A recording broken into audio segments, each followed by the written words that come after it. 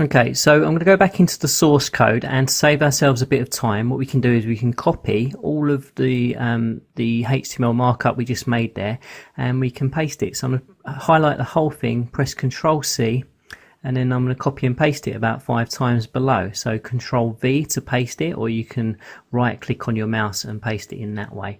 Okay, so I've just pressed refresh and you can see that I've got some more items there, and all we need to do is change the link items to different things from products, obviously. But let's check the effect in a browser, and you can see that it rolls over and it will hover just fine there. It looks really good. Okay, so we know that it's working and all of the hover effects will show on the command. Okay, so let's go back into the CSS styles now, and what we're going to do is style the base color for the horizontal menu and the list items. So I'm going to go into the pound nav menu LI, and I'm going to type background colon, and we're going to set it to pound 999 with a semicolon on the end. Okay, so that's going to style not only the horizontal menu but all of the hover list items as well. So let's preview that in Safari. And there you go. So we've got the base color in place. No rollover effects yet, but we're going to put those in just a second. And we're also going to put in a border to separate all of the list items and the horizontal menu too. Okay, so I'm going to go into the pound menu ULLI A tag. So we're going to adjust the link tags, and I want the color of the text of the link to be white. And I'm also going to set a border color. I'm going to set a border colon 1 pixel solid, and we're going to make it black for the time being. Now we're going to change this border to white, but I want to show you something in the styling. Because we added a 1 pixel border, it will add the border on the outside of the links, so the positioning will be slightly out when we do the hover effect. So if we just check that in the browser now, okay, so you'll see that the border's been attached to all of the link items now and around that display block property where it's 150 pixels and 30 pixels in height. Now you'll see it's slightly out in the corners there by a pixel or two.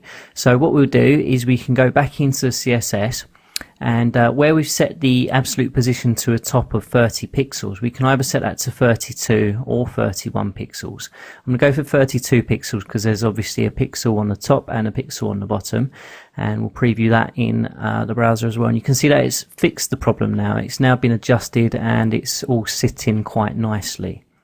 So bear that in mind next time you add a border to anything. It will always put the border on the outside edge. So you need to account for that by 1 or 2 pixels. Okay, so I'm just going to draw a big comment line. So it's / ***/,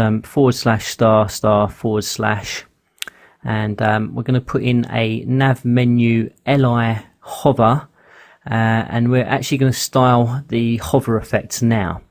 So this is a pseudo selector. I'm going to change the background color and press background colon pound 09F, and that will give us a blue color. So this is the main horizontal menu, the hover effect that takes place on that. Okay, so you'll see in Safari that it's going to add the hover effect, which it will hold, and it will also change all the link items to a blue hover as well. Okay, but I would like the horizontal menu to stay blue, and I want the link items to be a different color when we roll over the links. So we'll make that change in the CSS now. Okay, we're actually going to write quite a long pseudo selector now. So here we go. It's pound nav menu ULLI colon hover space ULLI A colon hover.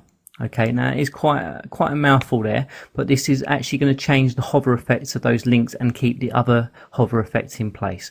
So I'm going to type in background colon and pound CCC for the background color of the hover effect, and I'm going to change the text color to black. Okay, so let's preview that in Safari now. It was quite a long selector we made there, but it's well worth doing it and experimenting, because now we've got a rollover effect that stays blue on the hover and then changes color for the link items. So the hover effect is a lighter gray as opposed to the same blue that you had with the main horizontal list item. Okay, so there's one more effect I want to do, and that's to change the hover color for the links in the main horizontal where it says products, as you can see horizontally along the list now. Okay, now I'm going to set an easy one, which is pound nav menu a hover, so it's a pseudo selector for the hover of the link, and I'm going to change the color to black, so it will be black as we hover over it, and then as we go down to list items it will change back to white. So let's preview that in Safari now. Okay, so here's the link showing up as white. I'll press refresh, and there you go, it shows up as a black color, but when we roll over onto the list items, it changes back to white. Okay, I think that's a really good effect. Okay, let's go back into the CSS styles, and what we'll do is we're going to change the border to white now. It was black, but we're going to change it to white. So pound nav menu ULLIA, change that to pound FFF. That's good. Okay, and we're going to add a text shadow as well. So we're going to just make the text jump out a little bit on the links. So I'm going to type text dash shadow colon.